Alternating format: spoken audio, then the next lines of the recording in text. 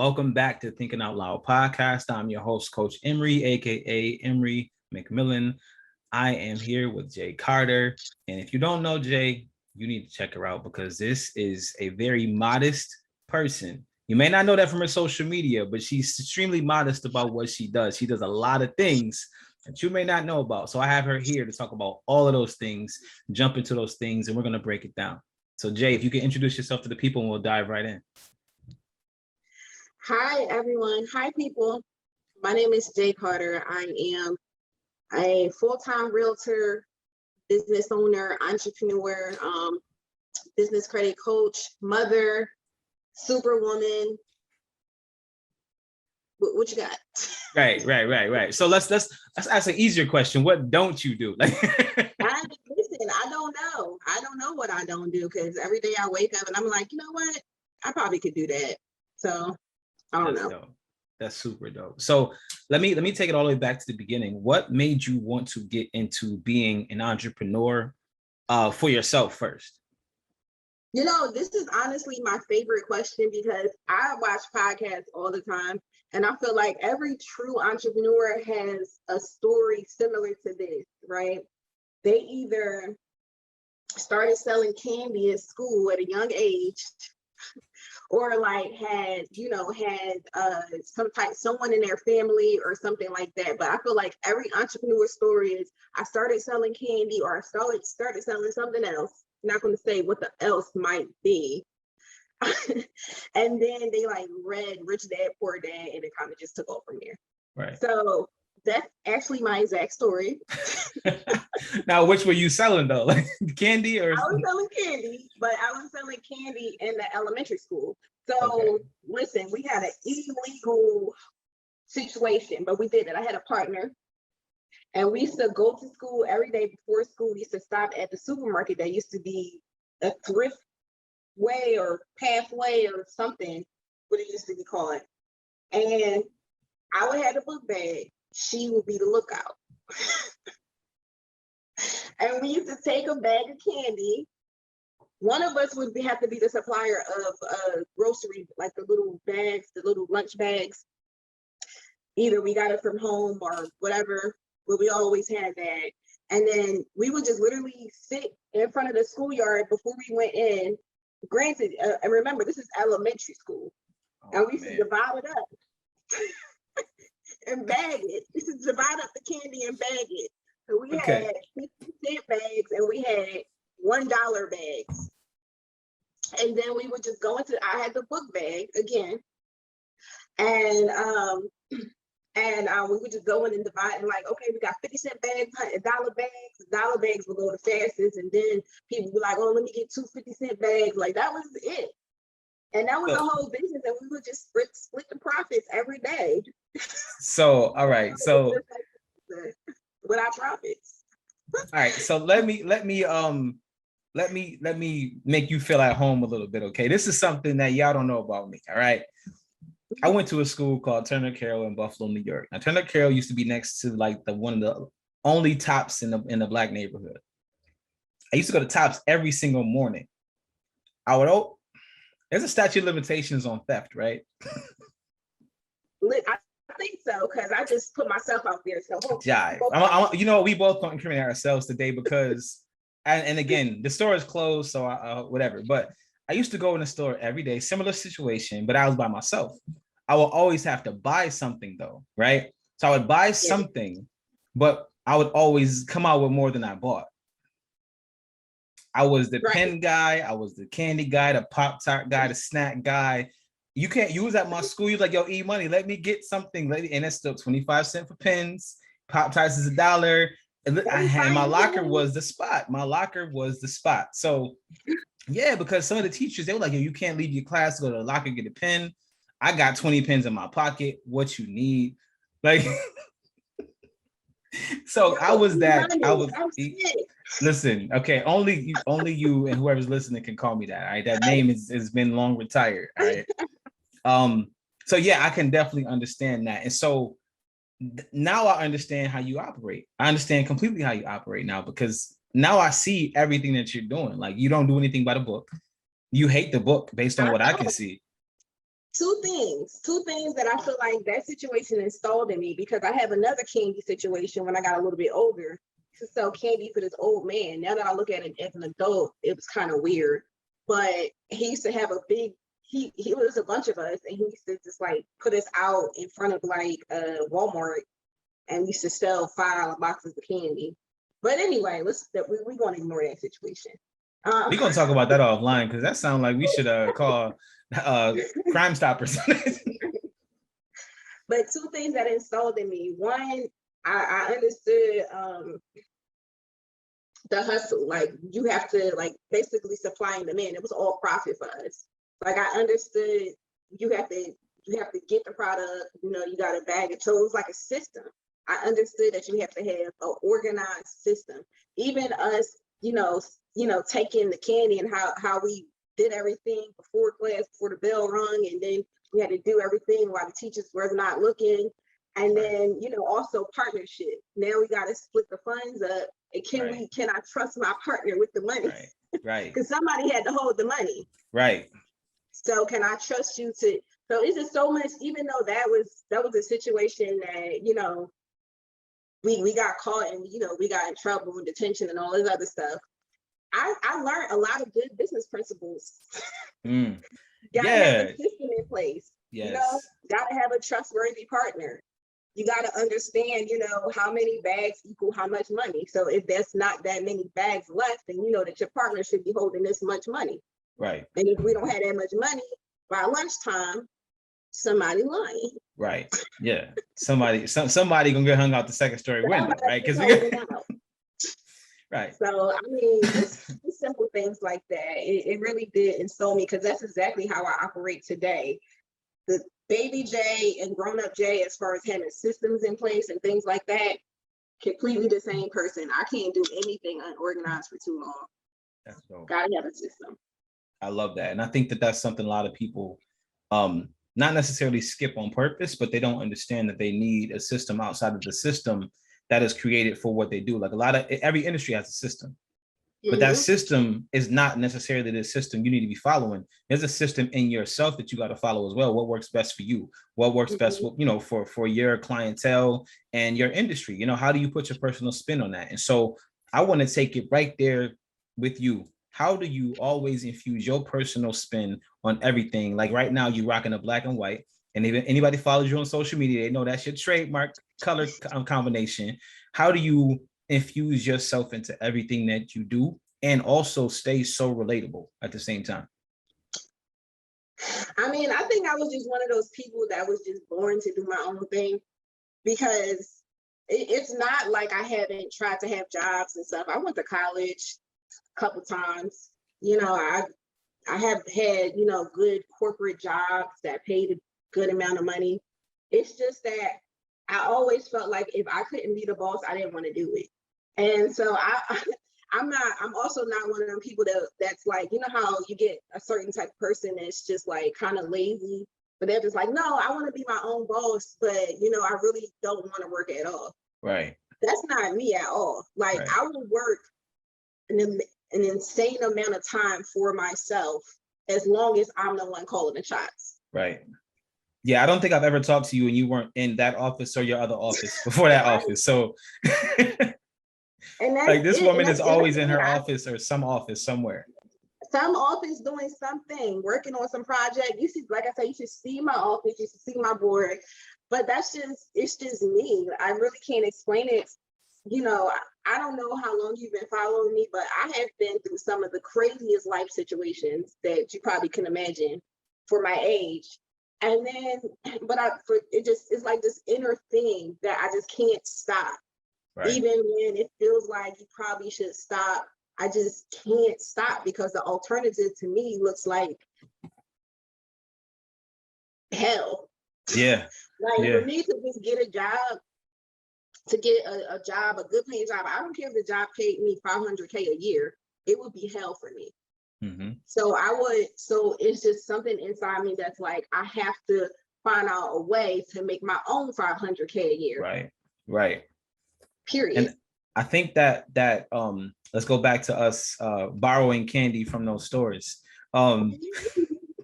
So I think what that did was that was our first real taste of independent money. Mhm. There was nobody to show us how to do it. There was nobody to tell us what to do. Nobody to tell us how it was done, right or wrong. The system was created by us. So that first Yep. little bit of taste of independent money, that sets the tone for how you expect to have money going forward. So whether it was $1 a day or $10 a day or $100 a day, that was the system.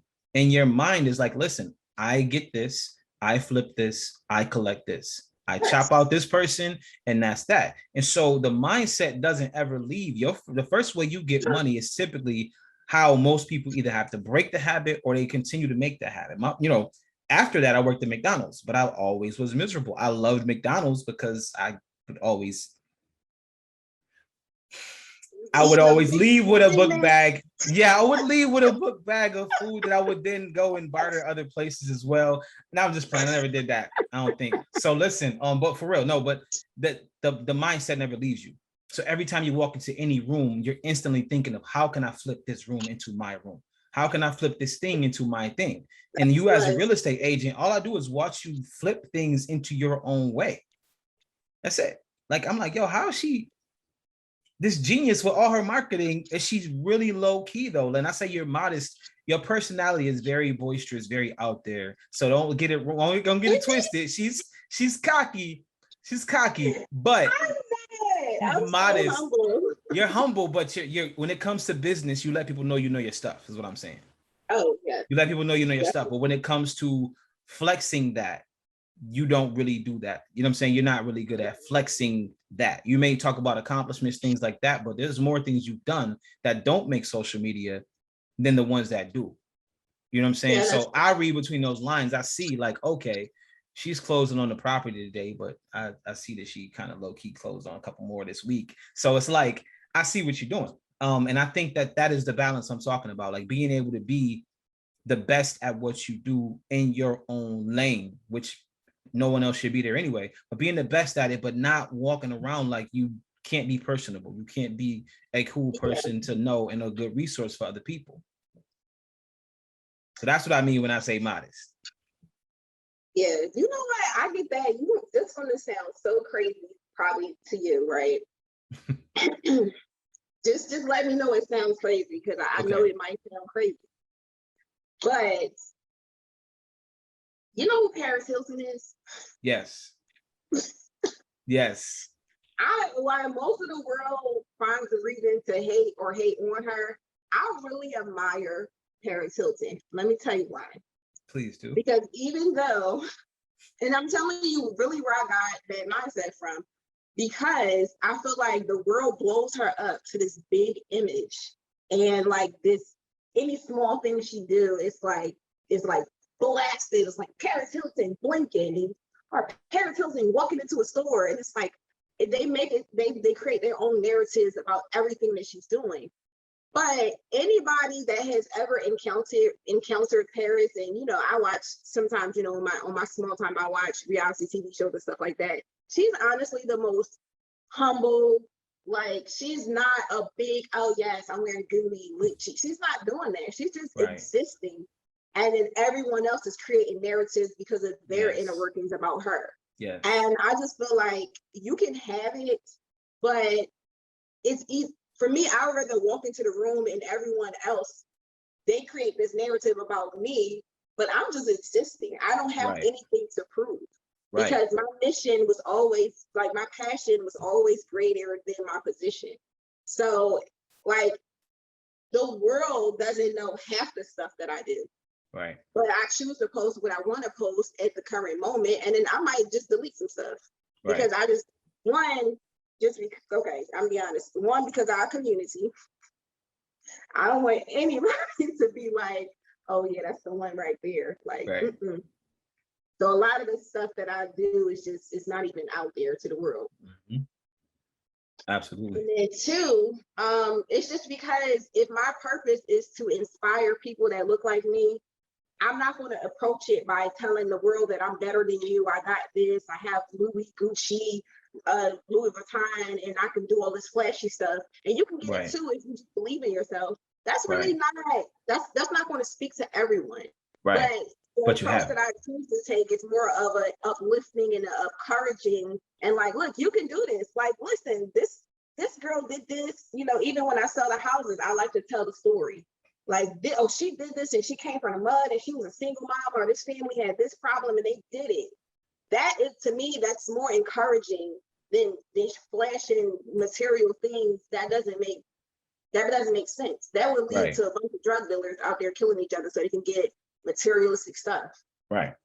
But and that's what I love, because you don't, it's not that you don't have these things, right? Everything you listed, you have. So it's like you have them, but that's not what you lead with. You have them because that's what makes you happy on a personal side. You don't have those things because you can rock them and flash, wear them and rub it in people's faces. That's just what you do. You operate at a certain level of status. So I want to ask you a couple more questions, and I want to get into kind of more meat and bones of this thing. So in what you sent over to me, I read that you were against coaching. You didn't want to pay somebody to do something that you could do for yourself. And then you shifted your mindset, and that kind of changed the level of what you could get to. Can you give me a little bit of background about that concept? Because a lot of people are against therapy, coaching, any kind of assistance where someone else can help you take the ball further than you've been. It was just, I wasn't around the right people, to sum it all up, because I'm coming from a mindset of nobody around me is a successful entrepreneur. Everybody is trying to do something, and that's enough for everyone. Everybody has a regular job, and then they're trying to do something. So when you're talking to those people in your circle, and they're like, why would I pay somebody X amount of dollars to do something I could teach myself? Well, now my mindset is, so I don't have to spend, 10 years trying to learn it. Like, duh. Right.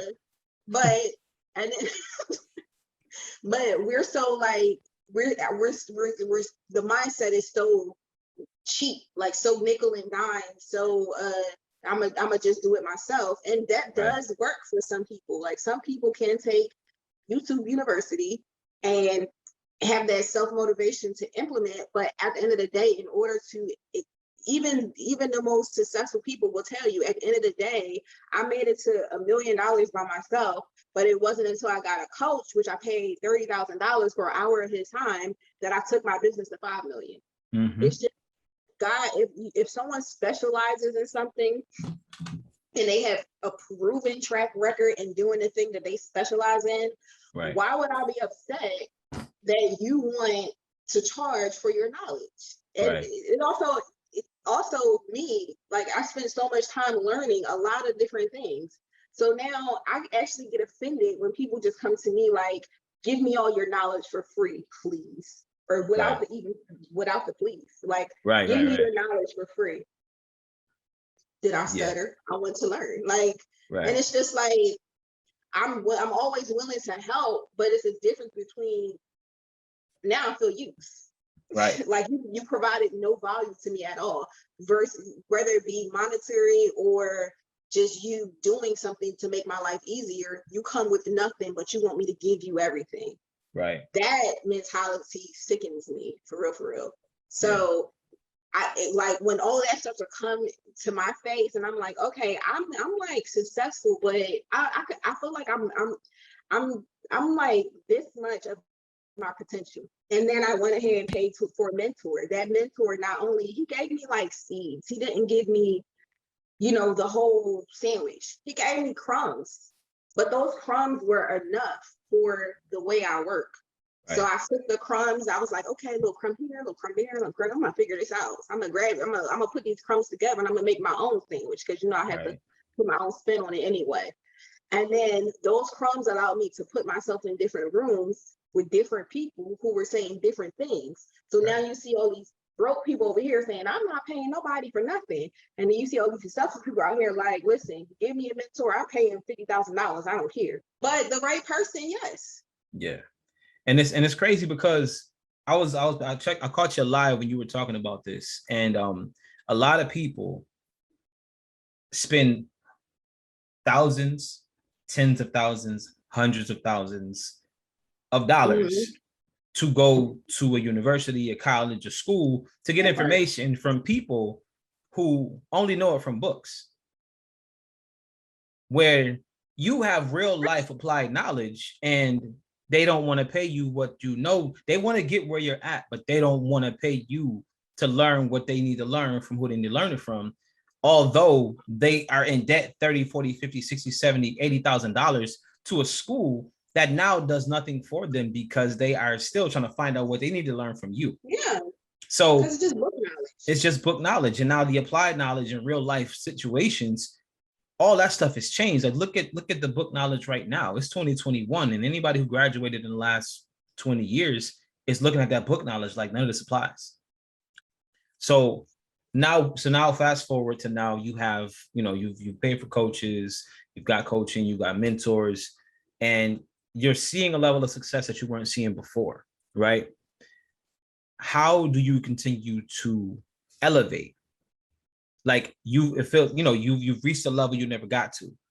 Now, yeah, because I know this trips a lot of people up. They end up getting to a place and they feel like they've plateaued. How do you continue to find new and innovative ways to improve on the system that you now have perfected, or in your field have perfected?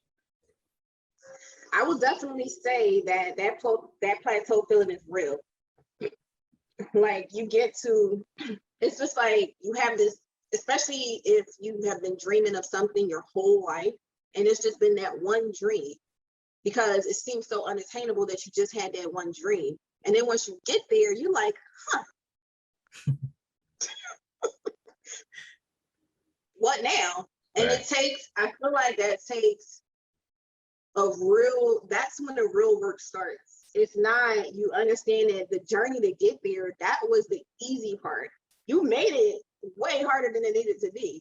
But once you got there, that's the hard part, because now you have to maintain that consistently and figure out ways to grow, because if you're not growing, you're dying. So you just can't get comfortable. Like, let's say 6 figures. Everybody, if you hear everybody's coaching, I help people get to 6 figures and 6 figures and 6 figures. 6 figures is literally 100K. Boom, we got 100K. Now what? Right. First of all, nobody talks about the IRS when they talk about the 6 figures. Right. Right. And then they also don't talk about, okay, now how we can transform that into a $500,000. Because it's okay, the first 100K is great. It's like an amazing feeling. But then with your 6 figures comes 6-figure bills. And I'm not even just talking about buying nice stuff. I'm just talking about your bills. They just get bigger somehow. I don't know how. Right. They're like kids. Like, when did you outgrow all this stuff? Right. Like, Listen, exactly. It's like everybody, the universe can sense when the money is coming in, because now all of a sudden the electric bill used to be 50, now it's 150. You like, right. I watch less TV now. Like, I watch less stuff now. I'm at home less now. TV. Right. So, but it's just, I think, to answer your question, I think it's really about environment, because I will say that seasonally, I do still get in funks.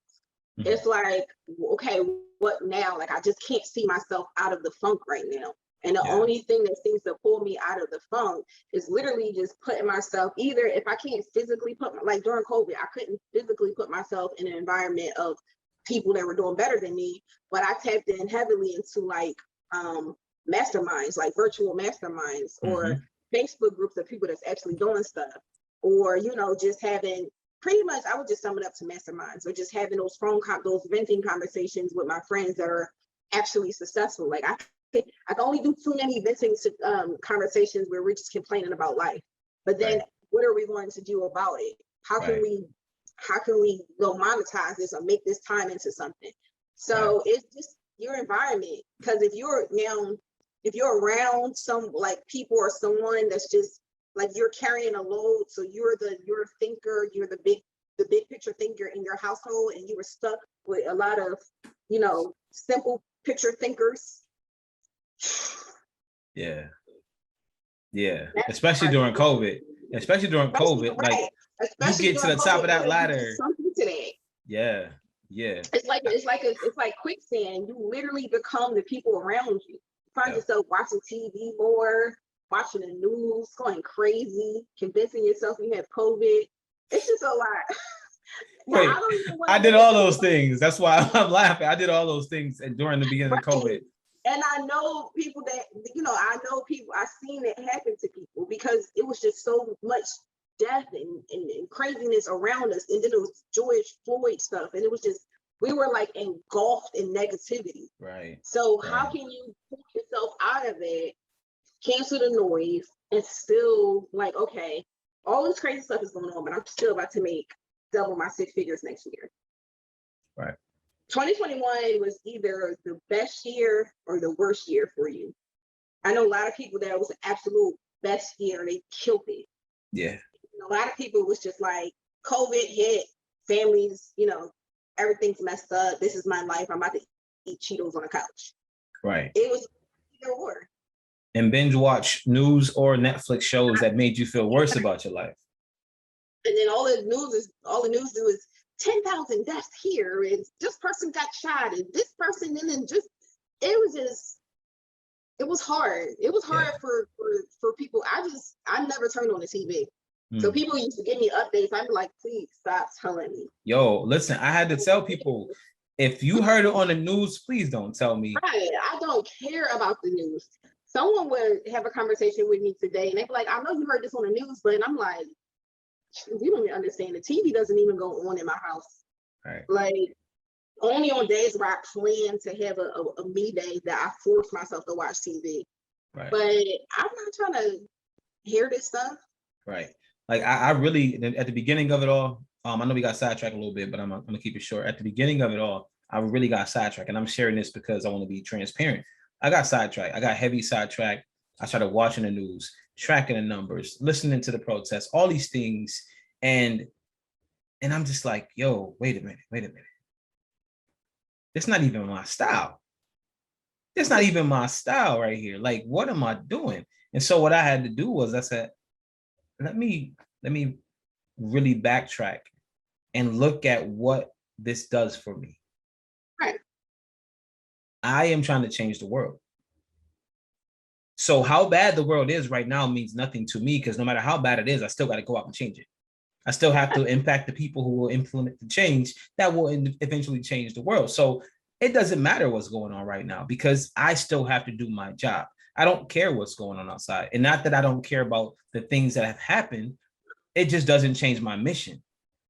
And so for me, I have to say, all right, I can't watch the news. I can't check up on what's going on with these things, because now I'll get engaged in conversations that distract me from my own mission. And that is when you lose.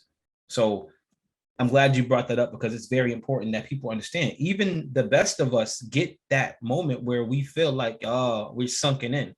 We have to snap out of it. And we have to snap out of it, and we have to allow ourselves to get back on track. So I'm glad you brought that up. I think people are like, it all goes to also how we are raised. Like, I don't know about you, but I remember being young and sitting in front of the TV with my legs crossed, watching the news, absorbing all of that information, really thinking that the news really has our best interest, and they really just want to keep us informed. And it's just like the continued nagging, people dying, deaths for racism, blah, blah, blah. That would literally make you walk around thinking that this country, even though there's a lot of truth to certain things, this country is just like a pool of racist, mean murderers, right? Right. And while to some extent that may be true, right, that's not everybody. And if you walk around with that chip on your shoulder, right, to me as a business owner, I feel like the only thing that does is stop potential income, because I'm just so limited thinking. Like, you can be aware and still be inclusive in order to reach back and help, versus just totally, no, this is you always want to stay right there. Mm-hmm. No, it's possible, but don't infuse it into your own mindset. Yeah, I love that, because that's very important to me as well, because it's like I've experienced competition that looked like racism, but it was going to be competition no matter what. I'm in the middle with that now, because I've experienced it, but I think that it's just me being a woman, also being a Black woman, also being a dark-skinned Black woman. I experience things differently than, maybe my lighter kinfolk. But that is also, I don't wear that on my shoulders. It is what it is. Right. I see it. I'm aware of it. I know how to navigate against it. I'm not going to let it stop my success, but I'm always going to be aware of it. And my point is, I'm not going to let that stop my bag. Yeah. I'm just going to figure out my way around it. And like I said, show someone else how to also figure out their way around it, because it's not going to go away in my lifetime. Right. It's just not. Right. And that's dope. And that sucks that you've experienced that. Like I said, I've experienced things, but things that I can say like, oh, well, it completely shut me down. No. No. I've experienced those biases, but it's not to the point where people make it seem like we've just been unable to make anything happen. A lot of people make that seem like we just been put in this box where we can't do nothing. Right. And that's a mindset. That's a lot like that if I had more time mindset. And then COVID happens and you have nothing but time, but you spend it all complaining about getting back to your norm, which was when you didn't have time to do what you want to do. So I'm gonna jump into some real questions because we gonna tangent off. Okay, because I'm go in on that. I was feeling we was about to go in a couple things. We might have to have a second episode on an other podcast because. Right. But I want to ask you 3 very specific questions. These are very specifically directed to about you, but to the person that's listening that maybe need to get something out of you. Okay.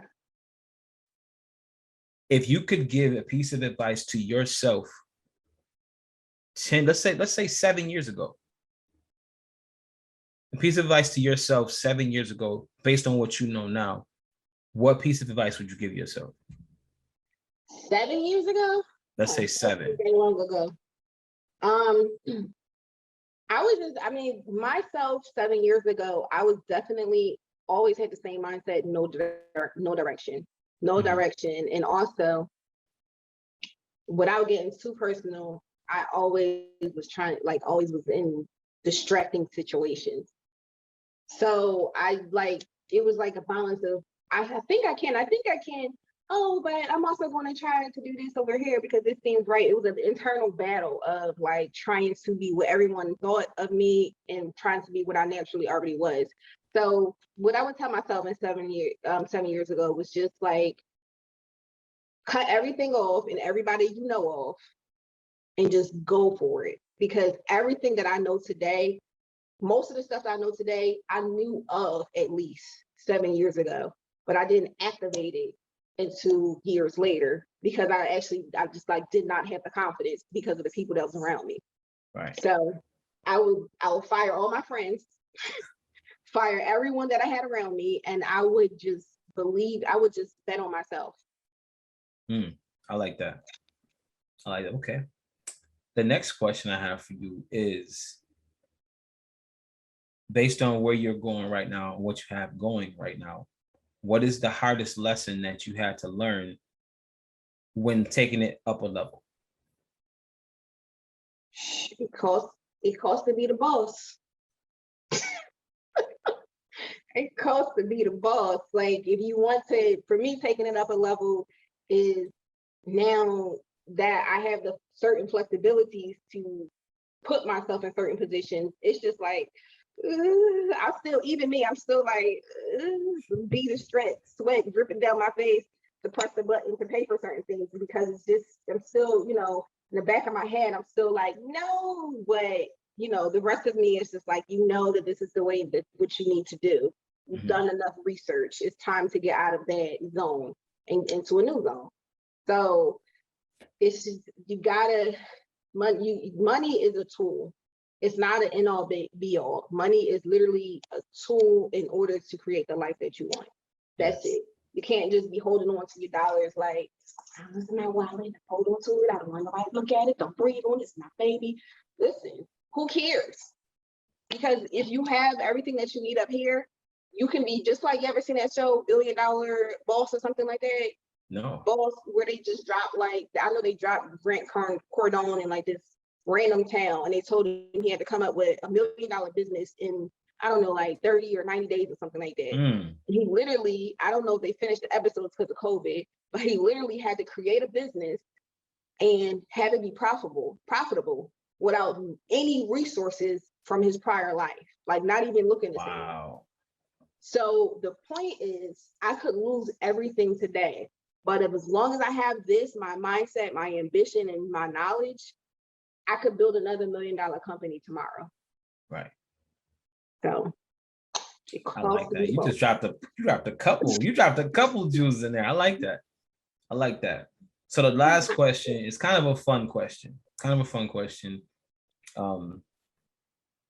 If you could associate your personality to any animal on the planet, what animal would it be and why? I need to change that because I don't know about these animals. Yeah. Okay. Let's make it easier for you. Since it sounds like you got your head in your stuff a lot. Anything you can compare it to. A car, anything. A brand, any brand. Like if you could compare yourself to a brand or any item, anything that people are familiar with. Netflix. Ooh, elaborate. Let me tell you why. Because Netflix started, first of all, they started with just you mail in, a CD or game or whatever, and then you mail it back. That whole process was exhausting. But it was competing against the mega box, which was Blockbuster. Mm-hmm. They actually want to talk to Blockbuster and it's like, hey, we got an idea and we think, this could be pretty awesome. Would you partner up or do you want to buy our company? Blockbuster was like, get out, you're stupid. You're never going to compete. And they was like, solid. So they started doing it. Blockbuster actually started competing against them by having a thing that they can mail back. And when and over time, Netflix kind of changed the way they were doing things. And then we had this subscription model where, you can just stream everything. They kind of got on board with that. Blockbuster was going to get on board with that, but they were already over leveraged. They were bad management. They were kaput, right? But however, if they would have bought Netflix and put the same people that was, in Netflix helping to run Blockbuster, it probably could have been different. Netflix took advantage and just kept growing with the times, streaming. Like, it was a point in time I remember people was just like, I don't know. I didn't know how Netflix made money because everybody had everybody's account. And then they got hit to that. It was like, no, 4 people, that's it. And then they just keep growing to the point where now they have the, internal stake. Hulu always had Hulu-based shows. Now Netflix has Netflix-based movies and shows. They just keep growing. They're not stagnant. They keep changing with the times. They're now like a mega, they are now the big guy. And they really started off being the little guy asking for scraps from the big guy. Yes. And I think that's reflective of my personality. Like, that's how I started off, especially in real estate sales. I was nobody in a town where I knew nobody. I'm not originally from Columbus, Ohio. I'm from Philadelphia.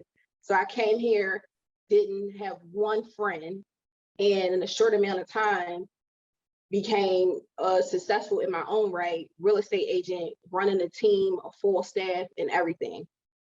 And that was me being a little guy like, scraps? No, right. You want to take a bet on me? Solid. Right. And that's how it works. Yeah, that's wow. I love that. I'm glad I didn't make you pick an animal because I'm nervous about what animal you would have picked. You were like, I'm gonna be I'll be right. I'll be a muskrat. Yo, I'm a giraffe because I like to sightsee. Like, I don't know. Wow, I'm so glad you picked Netflix. Now, so it's interesting you talked about Netflix because Netflix is a complete representation of a really good no. Sometimes you get a no that's perfect for your story. Yep. Like, thank God Blockbuster did not buy Netflix. Can you imagine all those old executives at Blockbuster right. being all annoying about what we could watch? And no, I would probably hate Netflix right now. But the fact that they had no choice but to say, you know what, okay, fine. This is what we can work with. This is our budget. We have to be aware of what's going on in the market. We can't stump around like the giants and pretend like nothing bothers us. Everything bothers us. Everything bothers us. So they had to be more aware of what their clients needed. They had to be more aware of what the other industry, noisemakers was doing, and also had to be aware of where they could squeeze clients out of their competitors.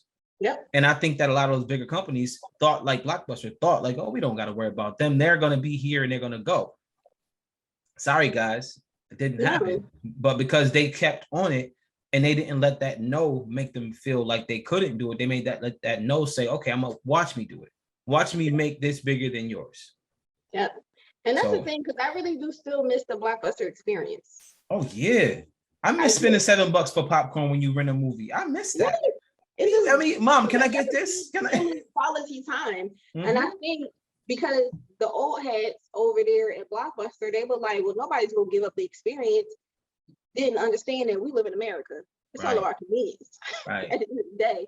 Right. Keeping both options around, there's still a couple Blockbusters. I would still go to a Blockbuster if, I don't know how I would do it because I do like to stream, but just for the experience. I remember being young and that was like the highlight of mom's payday. Go to Blockbuster. Right. Right. So, especially on Fish Fry Fridays. Listen. You go to Blockbuster, then go to the fish spot. Come on, man.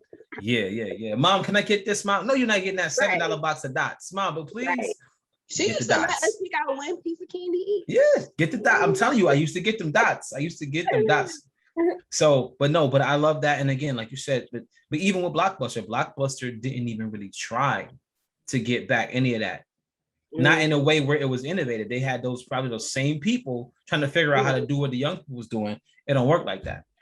Exactly. So now, lastly but not least, I want to let you get an opportunity to tell people where they can find you. What you have going on. I know you said you're working on a course right now. So where can people follow you and find you at? Well, I have a little intern that's showing me how to do like more reels and TikTok and stuff like that. Because I'm not old, but I guess I'm not that young. So bear with me on Instagram. The Instagram thing is too much. I'm on Instagram, but as far as content wise, I'm like, all right, it's possible to do this. I just have to do it. So, but definitely you can find me on Instagram, Twitter, Facebook. I'm more active on Facebook. If you just Google J Carter Realtor, I will be one of the people that pop up. Maybe put Columbus, Ohio, because I'm not that big of a deal.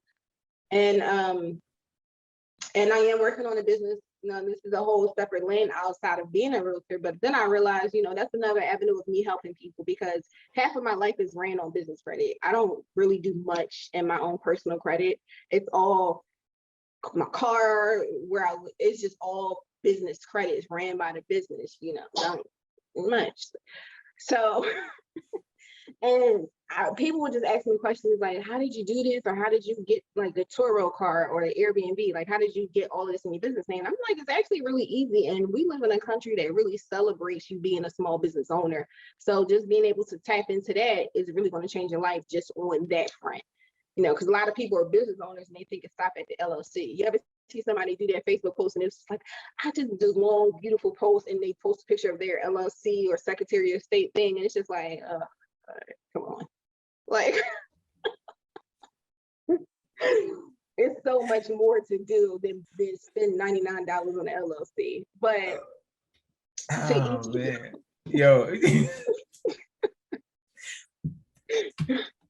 See, each his own. I'm just here to teach. I want to show you how to take that LLC, sprinkle some magic dust on it, and actually have it to be income producing without. And the crazy thing is, the actual business might not even have anything going on with it. It might be a holding business. Like you really did have an LLC, an EIN, and this and this and that, and literally forgot what the actual business was about. But you're just living off of business credit. Right. So it's just so amazing how this country is built. And I just want to share a little bit of the stuff I learned, help some people become, millionaires in just the business credit space. Absolutely. And it won't be free. And it won't be free. But I do have some freebies out there, but the real juice comes with the paid membership. Absolutely. And I think it's interesting because people like you and I, we always drop in knowledge. We always dropping stuff along the way. We always dropping breadcrumbs. So if somebody wanted to really collect all that free stuff and really utilize what that is, they can still change their life with that little bit of stuff we drop all the time. It's when they want to get everything. It's like, whoa, what? I get it. I get it. You know, I get it that you want to be in the room where it happens, but there's a price to be in that room. And I'm not even a money guy. I don't even really talk money like that, but it's a price to be in that room where it happens, and not even for the price of it, but for the exclusive access of it. Mm-hmm. It takes energy. Listen, I'm not even afraid to talk money, because people need to realize that I'm not afraid to charge for my knowledge. Mm-hmm. That's another thing, that imposter syndrome. It's like, mm-hmm. I don't really want to charge my people. Why? They're going to spend it on something else anyway. Absolutely. So if you want to listen, you could either not, or you can. And that's it. Yeah. Oh, I have no problem charging people. I just don't talk about money. Right. I just don't talk about money, because I feel like if you're going to pay, you're going to pay. If you're not, I'm not going to twist your arm. I want you to go through and get what you can get. And, you know, maybe this isn't for you. I don't want to twist anyone's arm. So you ever seen a Boondocks? The show? Yeah. No, I haven't watched that show. I mean, I've watched pieces of the show. I've never really watched a lot of it. Got you. It was a reference. It was like Uncle Ruckus. You just Google this episode. Uncle Ruckus, the easy way or the hard way. It was like a prison episode. The viewers are going to know what I'm talking about. He was like, we can either do this easy way or the hard way. Write that down right now. But either way, it's going to get done.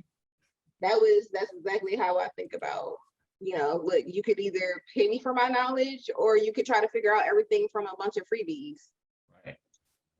Right. Either way, you're going to be here. So what is your actual Instagram handle? Do you know that? Real Estate by Jay. Or you could actually start following the Business Savvy Academy now. I just got that page done. I got to get all the pretty stuff done with it. But Business Savvy Academy is my coaching program that is, trust me, I heavily invested into scaling that. So it's going to be really, really good. Right. That's dope. That's super dope. So lastly, I want to thank you for being here. I want to thank you for just sharing the information, and dropping more breadcrumbs to people right here and right now. So appreciate that, giving a background into kind of who you are and where that personality comes from, and how you're not, how you're Beyonce's twin and Paris Hilton's sister-in-law. So I appreciate all of that. because so thank you for stopping by to Thinking Out Loud podcast. Any last piece of information you want to drop to the people at all? Anything you want to say? Little brown girl, you can do it. And don't let anybody tell you that you can't for any reason. As long as you have it inside yourself, you can make it happen. I like that. One last random question. I'm drinking water. What's in your cup? Margarita. Yo, thank you for coming through. I appreciate you. I'll talk to you soon. But thank you, as always, everybody listening. Be great and be dope. Peace. Bye.